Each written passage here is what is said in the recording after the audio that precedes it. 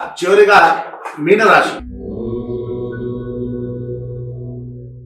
ఇక్కడ ఆదాయం 14గా, వ్యయం 11గా, రాజ్యపూజ్యం 7గా, అలాగే అవమానం 2గా ఇక్కడ గోచరిస్తూ ఉంది. ఇక్కడ మనం చూసినట్లయితే ఈ రాశి యొక్క స్వభావము ఉన్నటువంటి వ్యక్తుల యొక్క స్వభావం ఎలాగా ఉంటుందంటే, వీరు గొప్ప ఆత్మశక్తి కలవారై ఉందరు.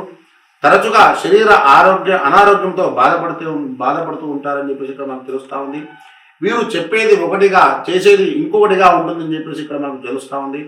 వీరు చూపులకు ప్రశాంతంగా కనిపించెదరు, కానీ లోపల అనేక సమస్యలతో సతమవుతూ ఉంటారు అని చెప్పేసి ఇక్కడ మనకు తెలుస్తూ ఉంది. వీరు కష్టములను తట్టుకొనలేక సుఖజీవన కాంక్షతో అధికంగా ఉంటూ ఉంటారు. తర్వాత బాధ్యతాయుతమైనటువంటి పనిని తృప్తిగా ఏనాడు చేయరు.